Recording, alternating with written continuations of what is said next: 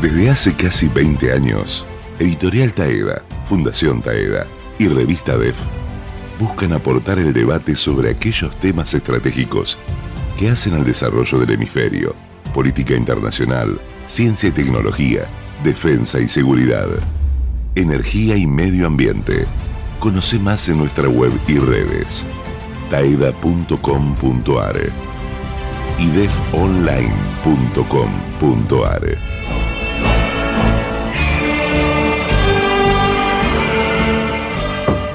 Sin agua estancada, prevenís el dengue.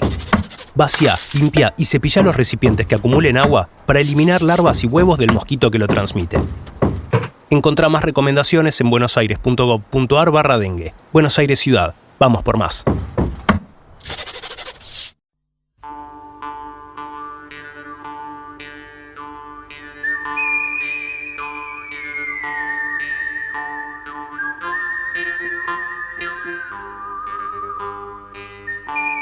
Hola a todos, ¿cómo les va? Qué placer recibirlos en un nuevo episodio de Far West, un programa hecho desde el lejano oeste en medio de la crisis del mundo occidental. ¿Cómo estuvo su semana? Estamos ya entrando en la recta final de este año 2024 que se nos escapa, se nos está escurriendo como arena entre las manos. Un 2024 donde ha pasado de todo. Realmente qué intenso, sobre todo para los temas que nos unen a ustedes y a mí en esto que hacemos todos los domingos que se llama Far West, un espacio para reflexionar acerca de los grandes desafíos que tiene por delante el mundo occidental.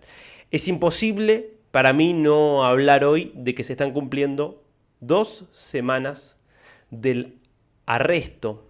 La verdad que arresto no es un secuestro formalmente, de Nahuel Gallo, este gendarme argentino que el domingo 8 de diciembre ingresaba a Venezuela por un canal legal, presentando sus documentaciones, sin ocultar que era un gendarme que estaba en ejercicio de su licencia por vacaciones para visitar a su pareja venezolana, María, y a su hijo de 2 años, a quienes hacía 7 meses no veía porque María tenía que ir a Venezuela para hacer determinados trámites personales. Ese secuestro, insisto y reafirmo, se termina convirtiendo en un nuevo capítulo de esta escalada en la que se encuentra el régimen de Nicolás Maduro, ahora otra vez protagonizado esto por este antagonismo que se ha formado con la República Argentina, porque es indisociable el caso del gendarme del caso de los 6 asilados que desde hace 9 meses se encuentran en la Embajada Argentina en Caracas, hoy bajo protección de Brasil, desde que fueran expulsados todos los diplomáticos argentinos, y que están cumpliendo un mes bajo un asedio permanente, con francotiradores apuntándoles desde edificios que están pegados a la residencia del embajador allí, lo que era la residencia del embajador, ya obviamente no hay embajador, con la electricidad totalmente cortada porque les arrancaron los fusibles, prácticamente sin agua porque se cortó el suministro interno producto de la falta de energía, y apenas el régimen deja entrar de forma muy controlada una cantidad mínima de agua en los camiones internas que envía la Argentina hacia allí. Una situación que es un drama absoluto, pero insisto, son 2 crisis que están directamente relacionadas una con la otra. Lo que vamos a tratar hoy de hacer es de entender cuál es la lógica detrás de estas decisiones que toma el régimen venezolano. ¿Cuál es la lógica por la cual mantiene asediada una sede diplomática de un país que considera hostil como la Argentina y ejerce una presión cada vez mayor sobre estos 6 opositores políticos, todos miembros bastante importantes de la campaña y del equipo político de María Corina Machado, la líder de la oposición? ¿Por qué ha escalado este nivel de asedio justamente cuando falta muy poquito para que el 10 de enero se confirme de alguna manera el fraude orquestado en las elecciones del 28 de julio y Maduro asuma un nuevo mandato fruto del robo de esas elecciones que, como sabemos, ganó Edmundo González Urrutia, el candidato opositor? Que entonces esté habiendo esta escalada frente a esos de presos políticos o vamos a decir, asilados, que son asilados porque si no serían presos políticos, va en línea con estas elecciones o mejor dicho, con este cambio de mando que va a haber el próximo 10 de enero, con la situación de alguna manera alerta máxima en la que se encuentra el régimen frente a esa situación, y también la detención del gendarme, la detención de Nahuel Gallo, va en línea con esta situación de un régimen que de alguna manera se siente cada vez más acorralado y por lo tanto reacciona con una agresividad incluso mayor a la agresividad promedio, lo decimos así, con la que se ha manifestado, siempre muy por encima de cualquier otro régimen que esté vigente hoy en América Latina. ¿Por qué la dictadura de Nicolás Maduro es capaz de secuestrar a una persona que ingresa como Nahuel Gallo, así como ha secuestrado y mantiene bajo secuestro a cerca de 20 extranjeros, casi todos arrestados en los últimos meses a partir de distintas situaciones que se dieron después de las elecciones? Si alguien cree que lo que dice el régimen, sobre todo Diosdado Cabello, ha sido aquí el principal vocero de lo sucedido con Gallo, recordemos, Diosdado Cabello es históricamente el número 2 del régimen, la figura más importante con mayor peso político-militar dentro del chavismo. Estamos diciendo después de Nicolás Maduro, por supuesto, esto siempre hablando después de la muerte de Chávez. Y es desde que se radicalizó la represión del régimen posterior a las elecciones del 28 de julio, el ministro del Interior, Justicia y Paz, sí, ministro de Paz también, y tiene a su cargo todas las fuerzas represivas. Y es él quien viene hablando del caso Gallo, a quien acusó básicamente de ser un terrorista, o mejor dicho, un agente de inteligencia encubierto de la Argentina. Primero dijo para cometer actos terroristas, luego se desdijo y planteó que en realidad estaba ingresando en Venezuela para extraer a los 6 asilados de la embajada argentina y llevarlos a la Argentina en una especie de operación comando que uno podría imaginar. La verdad es que uno dice, bueno, el Mossad ha hecho operaciones realmente impresionantes, impactantes, como fue en su momento el caso de la liberación de los rehenes en Uganda.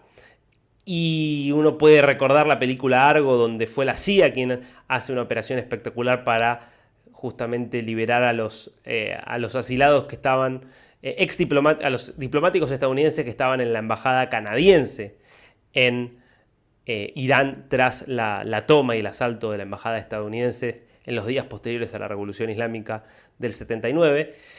Pero es inimaginable realmente. ¿Quién se puede creer que la inteligencia argentina podía hacer una operación tan sofisticada?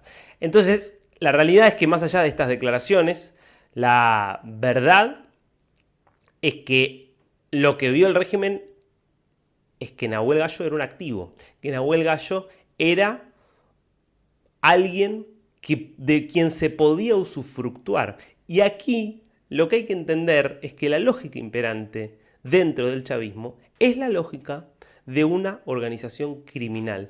Uno de los grandes problemas que ha impedido a muchos mediadores, a muchos dirigentes políticos comprender por qué el régimen de Nicolás Maduro sobrevive a pesar de su impopularidad, sobrevive a pesar de que en las elecciones del pasado 28 de julio, con todas las trampas que había sobre la mesa, la oposición sacó más del 60% de los votos, bordeó el 70% de los votos, y aún así el régimen se mantiene.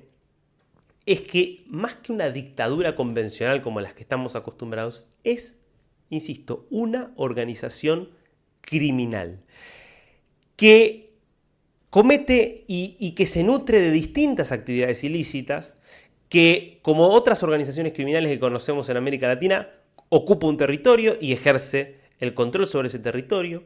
En ese territorio extrae distintos tipos de beneficios del territorio, de los habitantes de ese territorio, cobra peajes, extorsiona, obviamente se dedica entre otras cosas al narcotráfico, se dedica a distintas operaciones ilegales como la minería ilegal, también el contrabando de distintas cosas, y se enfrenta con niveles brutales de violencia con lo que considera que son facciones rivales. Y aquí hay un punto donde tiende a ver a los otros países también como organizaciones criminales que son aliadas o como organizaciones criminales que son rivales.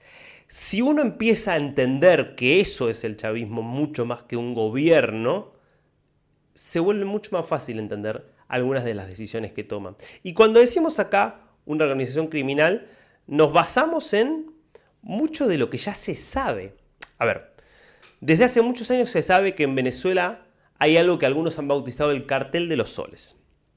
El cartel de los soles es algo que viene incluso de los 90, antes del chavismo, y se empezó a hablar a partir del involucramiento de algunos miembros de la Guardia Nacional Bolivariana en casos de narcotráfico. Y se hablaba del cartel de los soles porque se refería a los soles que tienen justamente en las sombreras, en las charreteras, los militares venezolanos y en particular los miembros de la Guardia Bolivariana. Esto fue a partir de un caso que, insisto, se remonta a los 90, pero se empezó a hablar muy fuerte del cartel de los soles a partir ya de este control absoluto que pasaron a tener los militares de un montón de operaciones dentro de Venezuela, con Chávez primero y luego ratificado con Maduro.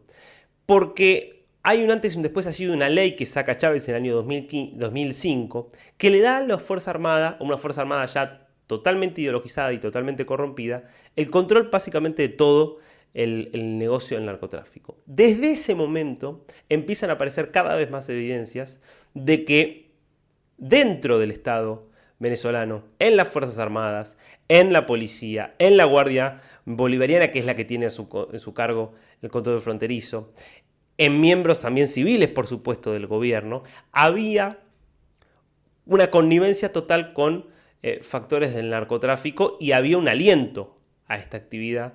Claro, considerando la frontera tan porosa con Colombia, el principal productor de cocaína del mundo, una Colombia que durante muchos años desarrolló una política muy agresiva de control de las drogas y de combate a las organizaciones narcocriminales que encontraban, la FARC, la más importante de ellas, el Ejército de Liberación Nacional, el ELN, también en esa línea, que encontraban en el territorio venezolano, bueno, un lugar seguro desde el cual operar. Recordemos, el líder histórico de la FARC,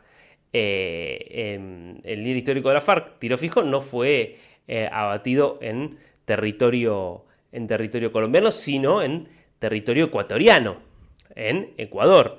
En el Ecuador, por supuesto, Rafael Correa, que hizo algo bastante parecido, durante el correísmo se hizo algo bastante parecido a lo que ya había hecho Chávez en términos de abrir de alguna manera las puertas a estas organizaciones que obviamente también brindaron servicios muy importantes a gobiernos de la región. Entonces, lo que hay que ver allí es que en definitiva la lógica del cartel, que muchas veces uno tiende a pensar erróneamente, bueno, un cartel del narcotráfico es una organización centralizada, unificada, y en realidad el origen del término cartel es, primero, una asociación de distintas organizaciones. Recordemos que esto viene de la economía. La cartelización supone que en distintas empresas de un mismo sector acuerdan básicamente a qué precio van a vender para que no haya competencia y garantizarse altos niveles de retorno. Es una idea de, bueno, en vez de competir, actuamos conjuntamente, pero somos organizaciones diferentes. Bueno, lo mismo es la lógica del cartel y es lo que se vio en México y en Colombia, de distintos grupos que deciden empezar a actuar conjuntamente. Esto era el cartel de Medellín y esto era el cartel de Cali, que tenían líderes claros, en un caso Pablo Escobar, en otro caso los Rodríguez Orejuela, pero había también otros narcos que formaban parte como aliados dentro de ese cartel y donde había también muchas internas. Y esto es un poco lo que hay hoy en Venezuela, donde hay distintos grupos narcocriminales con distinto grado de involucramiento y de participación en las actividades que muchas veces compiten entre sí, pero que está totalmente permeada esa corrupción.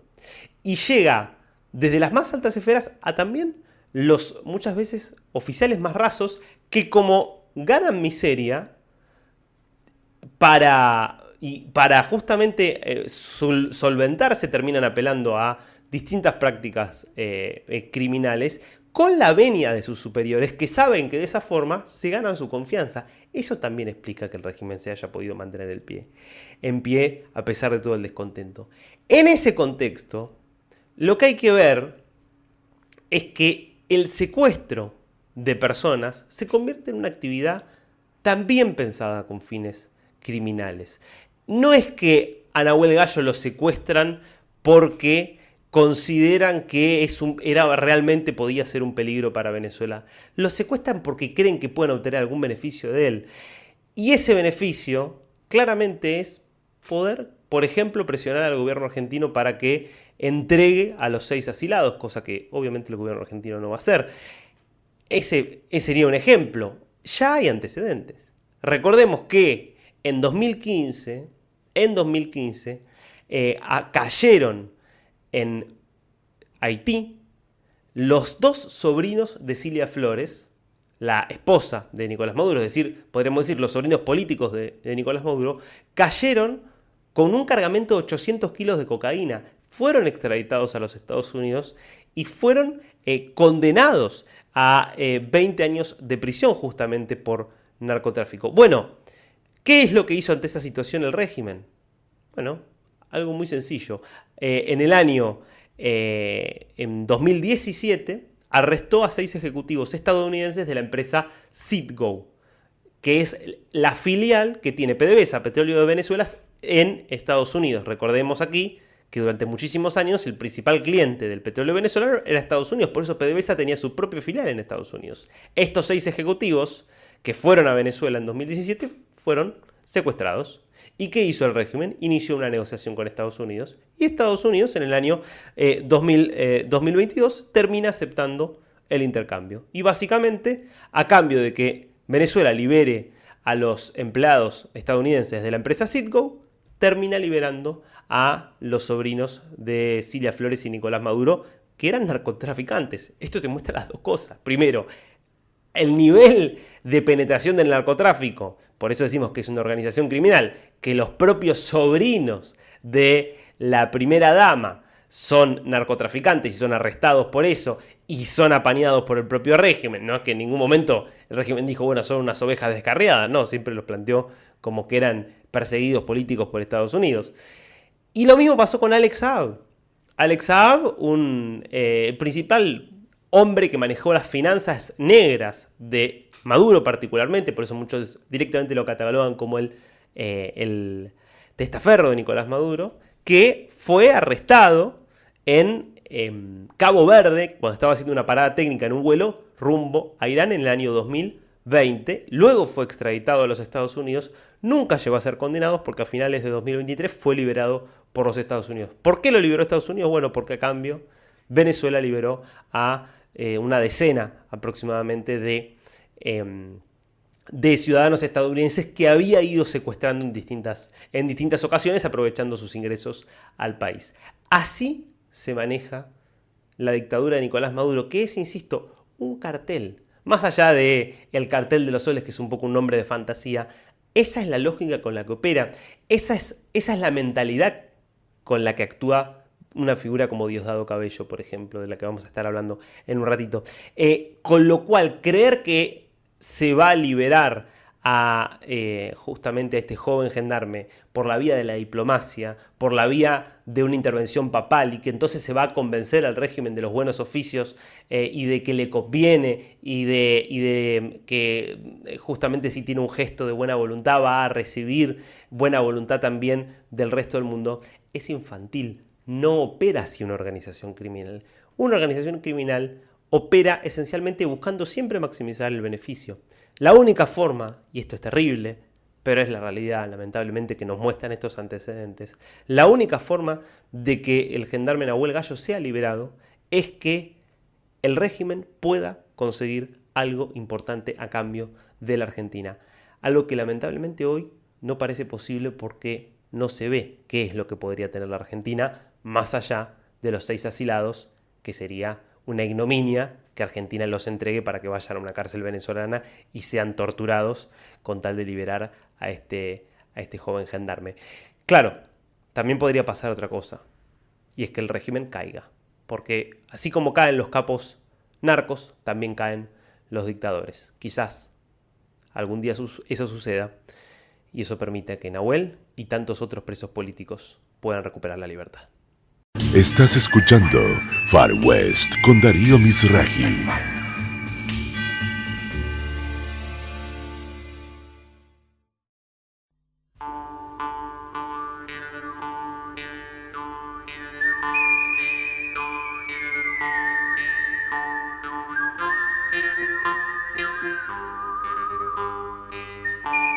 Y para seguir reflexionando acerca de estos casos que tanto nos impactan, que vienen de Venezuela, desde el gendarme que se encuentra ya a 2 semanas, justamente cuando se están cumpliendo 2 semanas de su secuestro, y la situación desesperante también que están viviendo los asilados, nos vamos a dar aquí un lujo en Far West, que es la posibilidad de conversar con un amigo, que es Rigoberto Lobo, activista venezolano de los derechos humanos, hoy refugiado aquí en la República Argentina.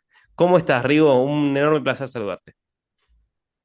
Gracias, Darío. Un placer para mí porque he podido escuchar tu programa varias veces y es bastante educativo, yo Bueno, lo considero. no sos objetivo, así que... lo primero que me interesa es, ¿qué fue la primera reflexión? Lo primero que se te vino a la cabeza cuando leíste la noticia de que un gendarme argentino que estaba yendo a ver a su pareja y a su hijo había sido secuestrado en Venezuela. Bueno, lo primero es la reafirmación de algo que hemos hablado en otros momentos, ¿no? De que toda persona es considerada el enemigo para el régimen de Nicolás Maduro. Por supuesto, la nacionalidad argentina es como un enemigo más grande, ¿no? Mm. Pero si todo venezolano de a pie común, que no esté involucrado en temas políticos ni de ningún otro tipo, es considerado el enemigo, bueno, imagínate una persona de una nacionalidad diferente y más la de un país crítico con el gobierno de Maduro. Entonces eso, la reafirmación de lo que algunas personas quizás no quieren aceptar, ¿no? Que es un régimen dictatorial, y entendiendo dictaduras como no lo tradicional que conocemos de los 70. Hmm. A ver, detenete un momento ahí. ¿En qué sentido si lo diferencias? Las dictaduras solían ser militares. La dictadura en Venezuela no es militar, es civil. Hay una alianza con los militares a través de la corrupción, de otras cosas y de acceso a poder, pero son los civiles quienes controlan a los militares, ¿no? A diferencia de las dictaduras del siglo pasado, eran dictadores militares, ¿no? Y toda una estructura militar. Um, Jamás voy a decir que eran dictaduras buenas, porque se suele cometer ese error en el mundo, hablar de dictaduras buenas o Hmm. dictaduras malas según la ideología que tengan, que todas son malas, pero bueno, habían otros códigos, ¿no? Funcionaban diferentes. Las dictaduras actuales están mezclados con, con otro tipo de situaciones como el terrorismo a su vez con el crimen organizado, el narcotráfico, que está todo como en un solo paquete, y por supuesto su dinámica de represión y de negociación son absolutamente diferentes a las dictaduras militares que, bueno, en otra época y era perpetuarse en el poder a través de la represión y quizás eh, el ejercicio de la diplomacia poco existía o nada, o tenían sus aliados y el mundo estaba partido en dos, pero de otra manera. A ver, o sea, vos acá lo que estás planteando es que el elemento de la vinculación que aparece con el crimen organizado, del narcotráfico, el terrorismo, de un montón de delitos económicos, si querés, con los que aparecen asociados hoy, por ejemplo, en el caso venezolano, figuras muy importantes del régimen, eso hace que la naturaleza del régimen mismo y por lo tanto los incentivos y las lógicas con las que toman decisiones sean diferentes a otros dictadores como por ahí nosotros estamos acostumbrados a leer en la historia. Totalmente, no lo pudiste explicar mejor. Funciona así. Um, no digo que las dictaduras del siglo pasado se pudieron involucrar con otro tipo de dinámicas criminales, pero ahora mismo el tema del terrorismo, ¿no? Que nos atraviesa de manera transversal en el planeta, tiene mucha vinculación con dictadores, ¿no? Y Irán opera en Venezuela con bases, fábricas militares. Rusia tiene presencia militar en Venezuela hace mucho tiempo. Entonces empezamos a ver como el club ese de los chicos malos, ¿no? Que están trabajando en alianza, ¿no? Y eso es lo que tiene la dictadura de Nicolás Maduro, ¿no? Siempre se habla de un narco régimen, es algo que yo lo repito porque como investigador de derechos humanos puedes conseguir cosas, pero vamos a partir de que no es mi área el tema del Hmm. narcotráfico, ¿no? pero por lo menos si no hay una acción, hay una comisión o al menos una omisión, ¿no? Entonces se permite que sucedan cosas, porque así como la represión es transversal y es estructural, la corrupción de la misma manera, ¿no? Se permite que el otro cometa hechos de corrupción porque de alguna manera es el incentivo, ¿no? Para que sean leales. Y bueno, creo que también deberíamos partir de un punto que parece que a los latinoamericanos nos cuesta entender, y es que la corrupción es una grave violación a los derechos humanos. Mm, mm. Las dictaduras actuales vienen de temas de corrupción, comienzan a perder sus activos económicos y bueno, empiezan a aplicar las medidas de fuerza. El proceso que hay en Venezuela no comenzó con Nicolás Maduro, comenzó con Chávez. El caso de la jueza Fiuni es un ejemplo importantísimo.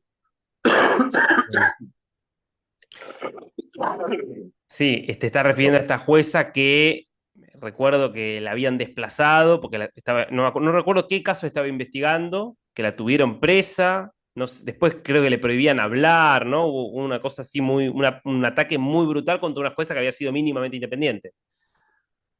Reiteradamente fue abusada sexualmente en prisión.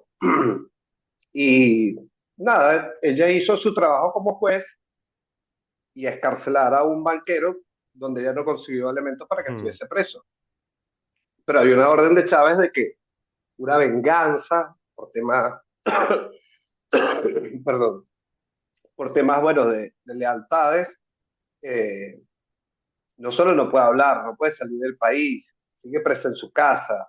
Es un caso bastante grave que ha pasado muy desapercibido en el mm. mundo. Y esto sucedió en el gobierno de Chávez. Claro, pasa que coincidió con el momento de máxima popularidad de Chávez, donde Chávez era visto como una figura todavía romántica por la izquierda y el progresismo latinoamericano. Quiero volver a esto que decías Y de con los... mucha plata, Ya, y claro, disculpa, con mucha sí, plata. claro. Bueno, claro, ese es un factor sin duda importantísimo para entender lealtades y apoyos internacionales que continúan aún hoy, digamos, con una Venezuela sin plata, ¿no? El Caribe, el Caribe es un ejemplo de eso, sigue Mm, votando a favor del gobierno de Venezuela porque hay una lealtad comprada. mm. Quiero volver a preguntarte después por esto, la diplomacia, qué se puede hacer internacionalmente, pero quiero volver un poco a los incentivos internos con los que se maneja el régimen.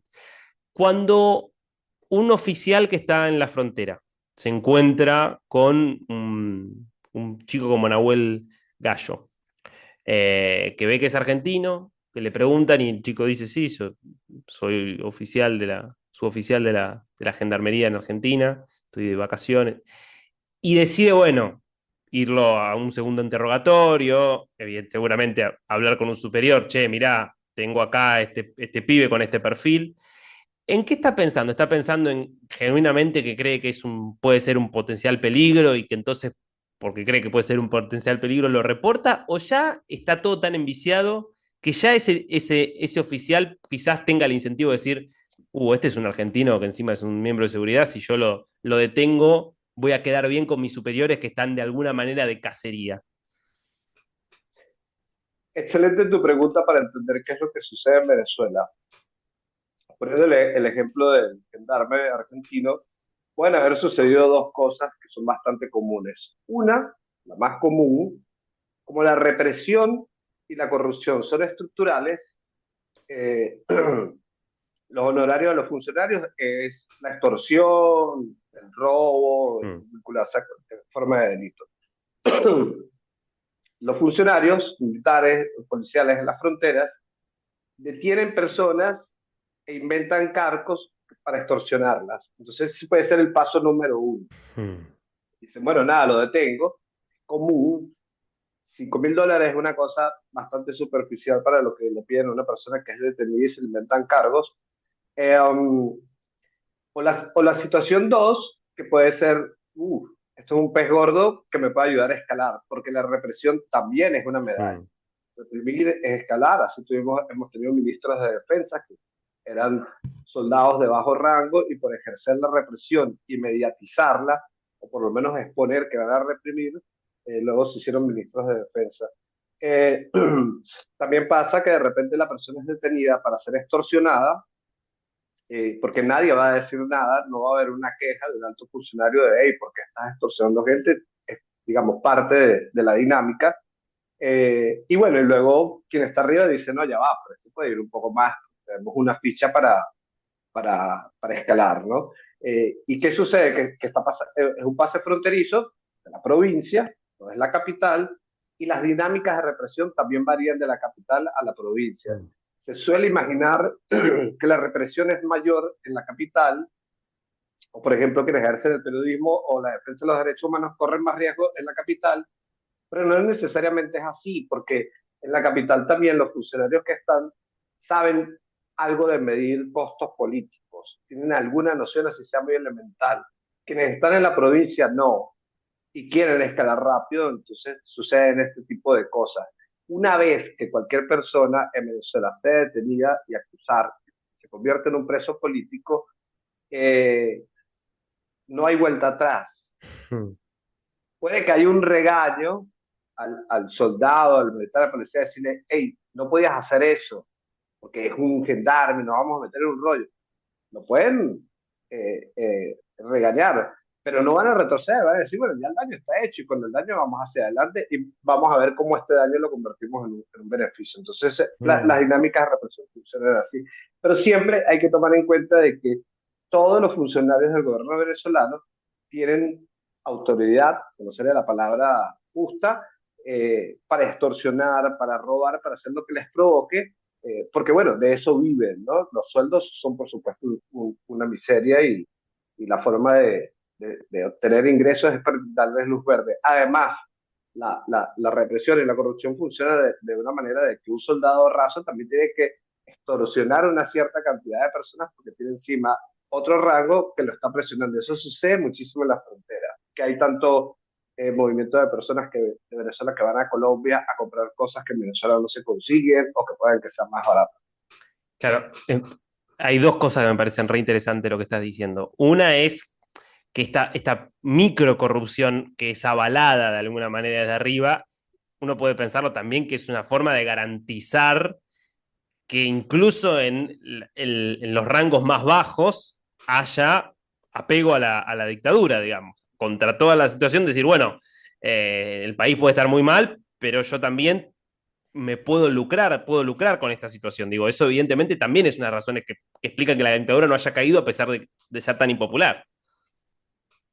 Totalmente cierto, y ahí es donde me refería que los latinoamericanos no terminamos de entender que en el caso, por ejemplo, de la corrupción, se puede convertir en una grave violación de derechos humanos, porque es roba el de arriba o roba el de abajo, se cubren, se permiten, y bueno, al final terminas privando de derechos a las personas bueno, porque se robaron todo, ¿no? Como en todos lados empiezan con poquito, se lo roban todo. La represión funciona así, y tomando en cuenta, bueno, como que la extorsión es una medida de represión también contra la ciudadanía, ¿no? Lo otro que me pareció muy interesante es esto de, hay una lógica imperante en el régimen de decir, bueno, nosotros no queríamos secuestrar a un gendarme, por ahí no es el caso, pero en otro caso, acá hubo un error.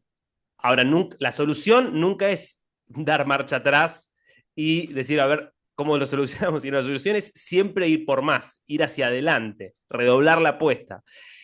En ese contexto, y conociendo muy bien cómo funciona el régimen, cuando vos escuchás todos estos comentarios de, uy, no, porque el gobierno argentino, la verdad, ¿cómo va a poder resolverlo el gendarme teniendo una posición tan crítica contra el régimen?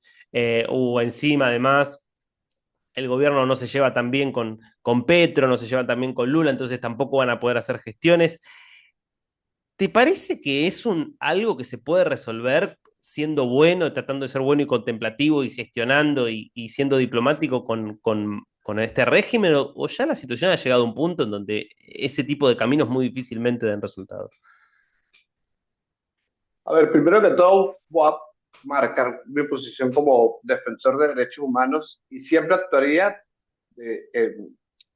en paralelo con lo que decían las personas afectadas, bien sea quien está detenido o los familiares. Si deciden hablar, se habla, y si deciden no hablar, no se habla. Siempre se respeta esa decisión. En mi experiencia,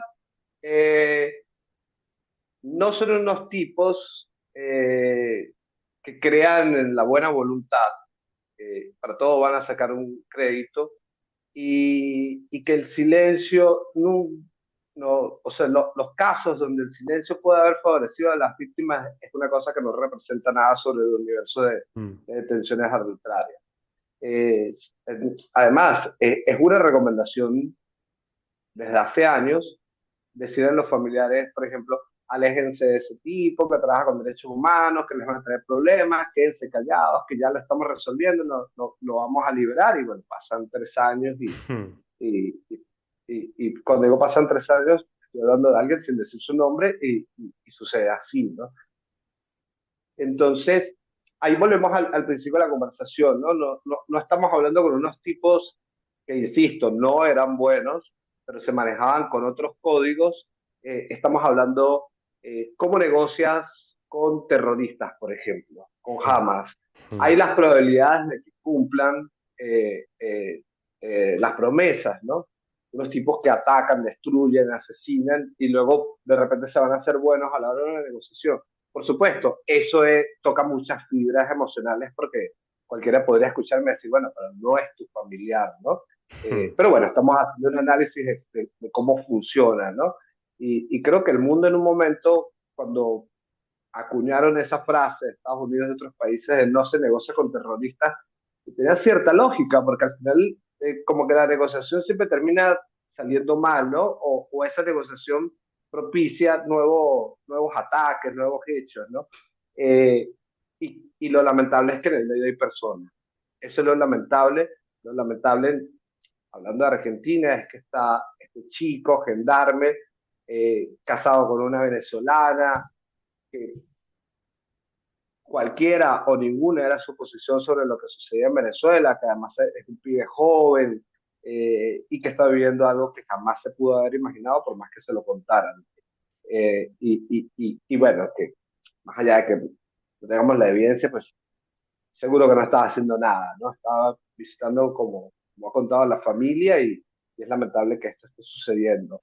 Pero es importante decir que en Venezuela ahora mismo hay personas detenidas, bueno, él de Argentina, pero también hay peruanos, Mm. pero también hay colombianos, también hay europeos, y que, por ejemplo, las detenciones de estadounidenses han sido negociadas. En el caso de Alex Saab y en el caso de los sobrinos Mm. de Cilia Flores, eh, hay una negociación con Estados Unidos de canje de presos, ¿no? ¿Con quiénes se hace canje de presos cuando no hay situaciones de guerra? Bueno, vemos lo que sucede con esos países que tienen esos regímenes dictatoriales o vinculados al terrorismo, que son los que andan canjeando personas, detienen personas para luego obtener las liberaciones de los suyos. A ver, ya que justamente hablas de canje, en la primera, en el primer discurso que dio Diosdado Cabello reconociendo oficialmente que lo habían secuestrado al gendarme Gallo, él cierra su intervención diciendo, bueno, ya la Cancillería Argentina verá lo que puede hacer, ¿no? Como sugiriendo que la Cancillería Argentina tendría un modo muy sencillo de resolver esto. Era muy difícil no imaginar que estaba pensando en, bueno, si entregan a los 6 asilados en la embajada argentina, quizás nosotros lo liberamos al gendarme.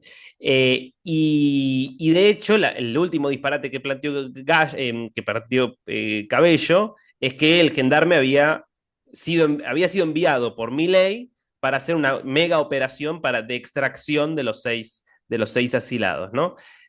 Un delirio. Ojalá, la verdad, ojalá la Fuerza de Inteligencia Argentina tuvieran esa capacidad.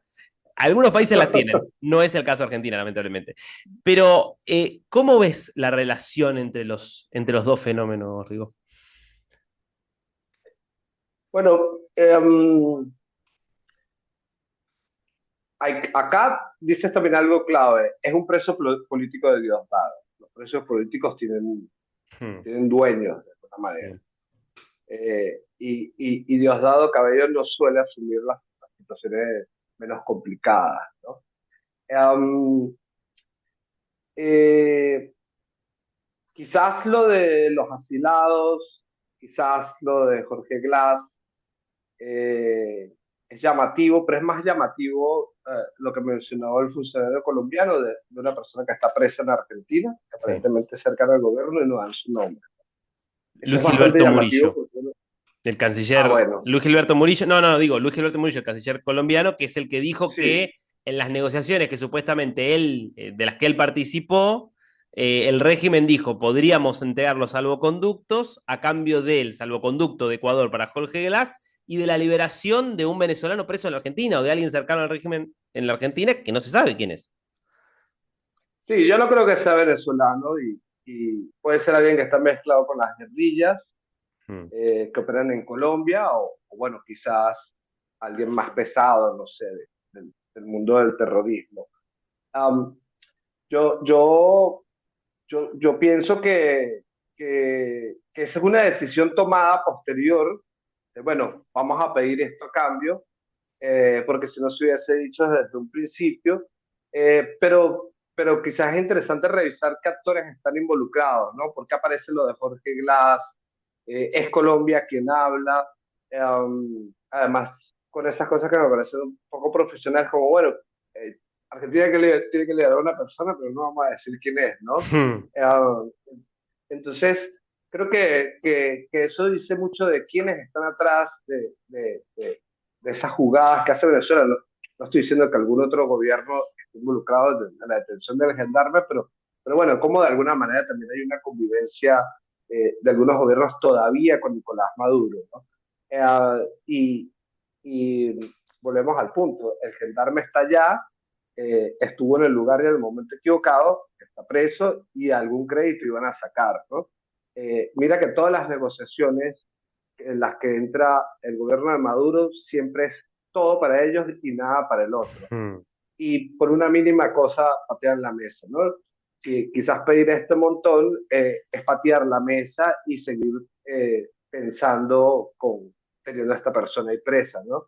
Creo que piensan que, que le va a producir alguna impopularidad a Milei, que el gendarme no Mm. sea escarcelado, como que le van a generar algún daño con esto y bueno, a mí me parece que eso no va a suceder, que al contrario, la población argentina que esté leyendo y que se haya enterado de esta situación, pues debe estar bastante um, molesta con Maduro, digamos, ¿no?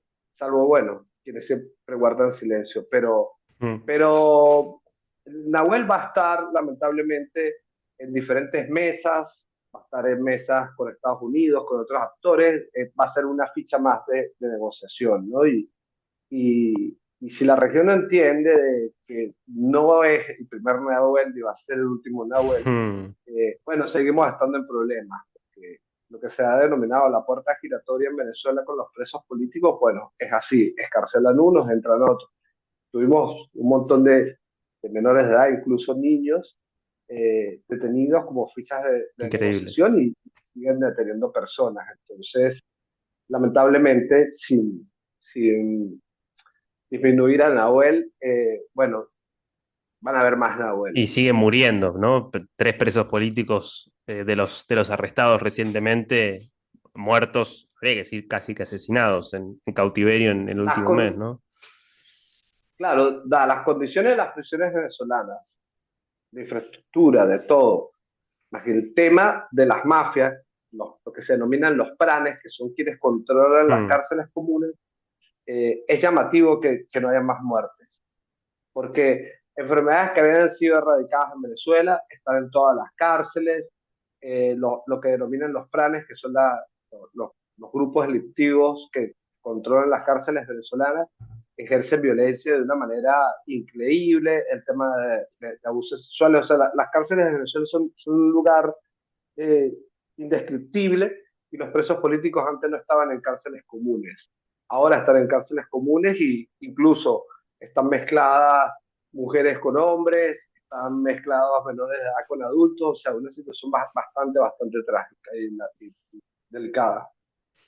Rigoberto Lobo, muchísimas gracias por compartir tu experiencia, tu conocimiento, el dolor también que has atravesado y atravesás por lo que pasa en Venezuela, porque nos ayuda y mucho a entender un poquito esta crisis tan dramática. Gracias en serio, te mando un abrazo grande. Para ti también, Darío, muchísimas gracias y siempre gracias por tu sensibilidad con Venezuela.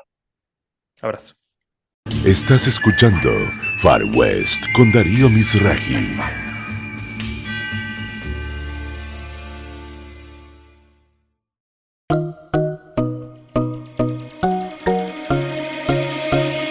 יש אחת הכי יפה בעיר, שאותה אני רוצה להכיר. יש לה עיניים כחולות ובלחי גומות, אני רציתי שהיא תסכים לצאת לדייט ראשון, ובלילות אני לא יכול כבר לישון. איך היא רק 1.70 מטר, מסובבת ראשים והיא לכל החיים. יש לה לוק של קרדשיין, והלוואי והיא תאמר לי כן. אני רוצה להיות לה כאן, מה שהיא עושה לכולם זה מדהים. הוא כזה חתיך כמו מלומה, הוא פיקאתי קצת בלבל ג'ומה, והוא מכור לזוני בדיוק כמוני. וואלק מדהים. יש לי מה שאני צריכה כדי לאהוב אותך, תמיד תיקח אותי בלב שלך. יש אחת הכי יפה בעיר, שאותה אני רוצה להכיר. יש לה עיניים כחולות ובלחי גומות, אני רציתי שהיא תסכים לצאת לדייט ראשון, ובלילות אני לא יכול כבר לישון. איך היא רק 1.70 מטר, מסובבת ראשים והיא לכל החיים.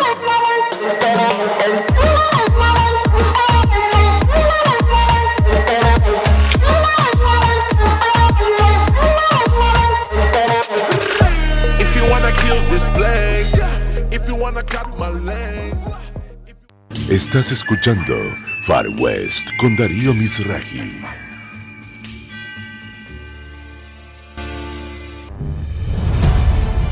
Desde hace casi 20 años, Editorial Taeda, Fundación Taeda y Revista DEF buscan aportar el debate sobre aquellos temas estratégicos que hacen al desarrollo del hemisferio, política internacional, ciencia y tecnología, defensa y seguridad, energía y medio ambiente. Conoce más en nuestra web y redes, taeda.com.ar y defonline.com.ar. Estás escuchando Far West con Darío Mizrahi.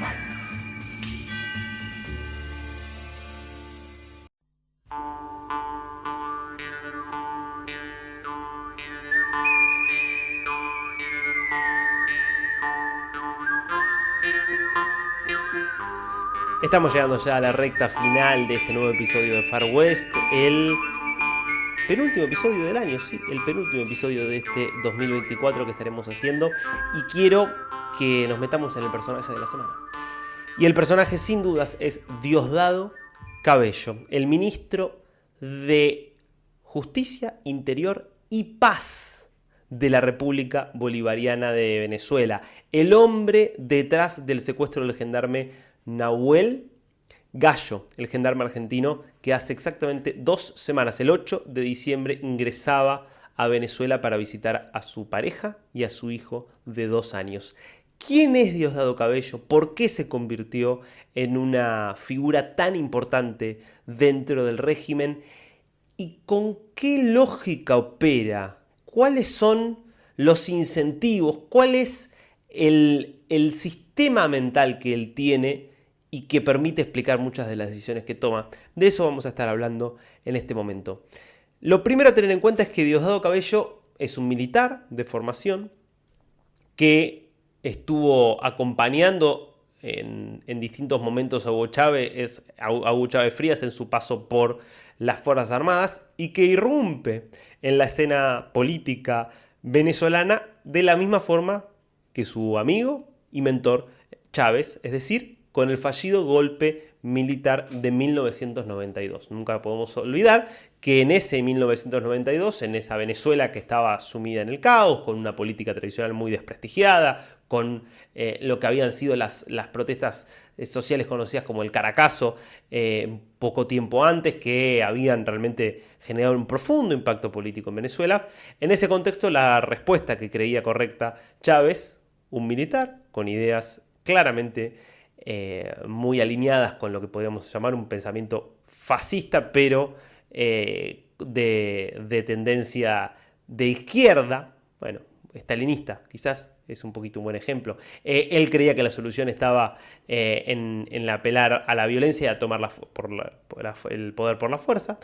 Cabello estaba convencido de eso también. Obviamente el golpe termina fracasando, Cabello es apresado junto con Chávez y ambos son liberados.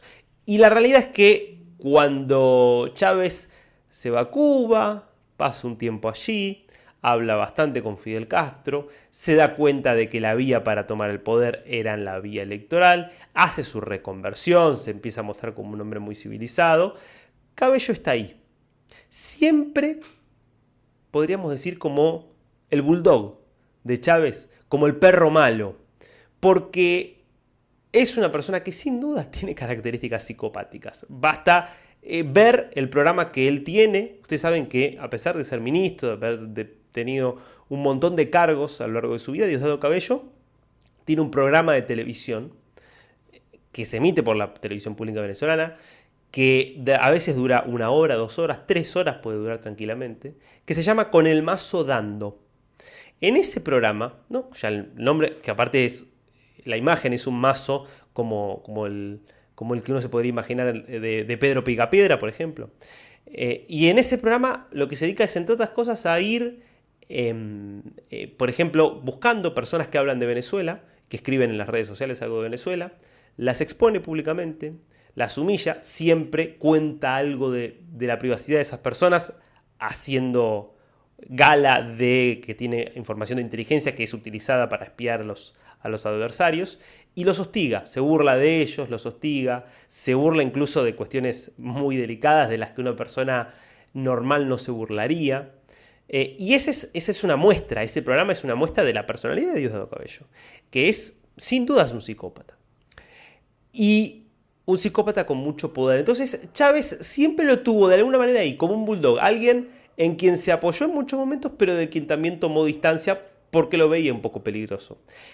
El primer cargo que tiene Diosdado Cabello es como director de la Comisión Nacional de Telecomunicaciones, 1999. Interesante que Chávez decidiera poner a alguien tan salvaje de alguna manera en un cargo pensado para controlar las telecomunicaciones. Era toda una señal de que ese Chávez moderado que se había mostrado en la campaña del 98 era una gran farsa y que era un Chávez que llegaba para controlar todo el discurso político y que lo elige a Diosdado Cabello para ir a cazar básicamente, a hostigar y a controlar a todas las grandes empresas de telecomunicaciones que existían en Venezuela, que poquito a poquito fueron desapareciendo hasta ser todas estatales o paraestatales. Ese fue el primer cargo que tuvo Diosdado Cabello, que después queda en la línea de sucesión, y cuando se produce el golpe fallido contra Hugo Chávez en 2022, cuando un sector de las Fuerzas Armadas, alineado con un sector de la oposición, trata de hacerle un golpe de Estado a Chávez, aparece Diosdado Cabello como presidente encargado en esa transición que se da entre que entre que Chávez es destituido, es enviado a prisión, el régimen que trata de instalarse en pocas horas termina siendo derribado, y hasta que Chávez puede ser nuevamente juramentado presidente, en esas horas es Diosdado Cabello quien ocupa el lugar. Él está un tiempo como vicepresidente hasta el año 2004 y después queda corrido. Una vez que Chávez ya año 2005, 2006, empieza a darse cuenta de que la posibilidad de un nuevo golpe era muy baja, de que ya tenía un control prácticamente absoluto de la situación, lo corre a Diosdado Cabello, lo deja a un costadito. Y empieza, de hecho lo manda a la Asamblea Nacional, que es el cargo que tiene desde 2012 como presidente de la Asamblea Nacional. Y ya en la parte final, cuando empezaba a haber toda una tensión, bueno, ¿quién iba a ser el sucesor de Chávez cuando Chávez ya estaba transitando ese cáncer que lo terminaría matando y ya sabía que iba a tener que elegir un sucesor, él elige a Nicolás Maduro. Alguien que, increíblemente, comparado con Cabello, era una persona un poco más moderada. Cabello hace algunos intentos cuando Chávez muere de ver si podía desafiar esa orden final del jefe de la Revolución Bolivariana, pero claramente todos se terminan alineando detrás de Nicolás Maduro. Y esa tensión entre Cabello y Maduro estuvo siempre allí porque Cabello, por su ascendencia militar, por su involucramiento en un montón de organizaciones y de actividades ilícitas. Cabello tiene un pedido de captura por $10 millones, es la recompensa que ofrece por información de la DEA, porque desde hace muchos años está señalado de ser uno de los principales coordinadores del Cartel de los Soles, de este nombre que es un poco un nombre de fantasía, pero con el que se designa esta red y esta articulación que existe entre altos miembros del gobierno venezolano, de las Fuerzas Armadas, con organizaciones criminales que se dedican al narcotráfico, entre otras actividades ilícitas. Diosdado Cabello es considerado una de las piezas claves de ese entramado que permite la salida de la droga desde Colombia y que desde Colombia, a través de Venezuela, termine en los Estados Unidos. Ese Diosdado Cabello estuvo siempre en tensión con Maduro y es interesante esto porque lo que termina ocurriendo es que un Cabello bastante corrido, que hasta antes de las elecciones del 28 de julio ya ni siquiera tenía cargos legislativos, el único cargo que tenía era vicepresidente del partido, es decir, del Partido Socialista Unido de Venezuela.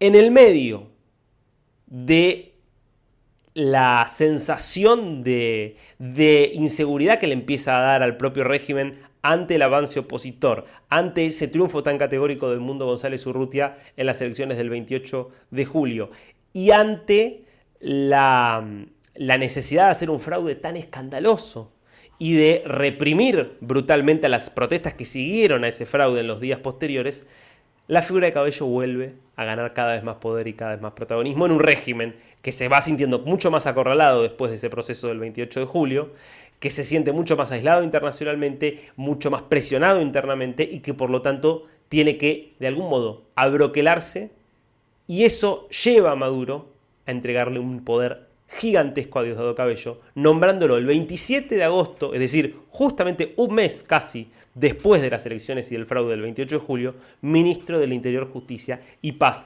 cargo que tiene trabajando bajo sus órdenes a todas las fuerzas represivas que tiene el Estado, al SEBIN, el Servicio Bolivariano de Inteligencia, a la Policía Nacional Bolivariana, la Guardia Nacional Bolivariana.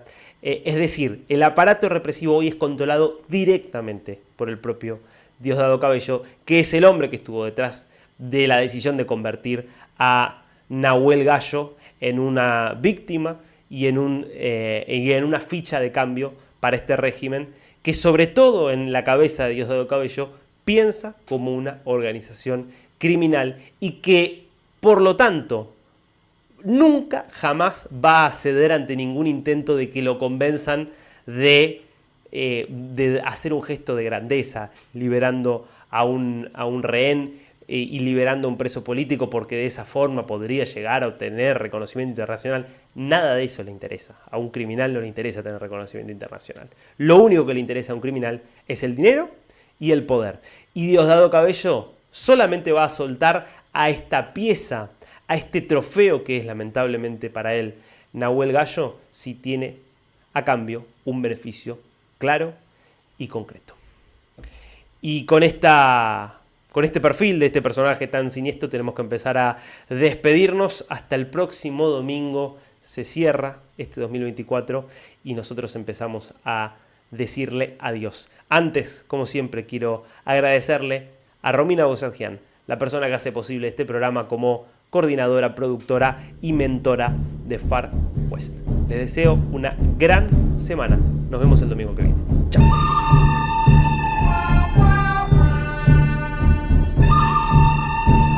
Acompañan este programa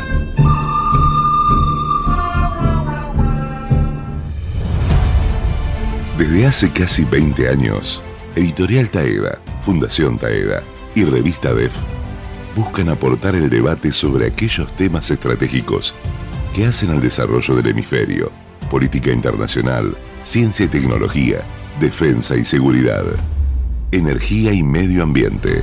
Conoce más en nuestra web y redes, taeda.com.ar y defonline.com.ar.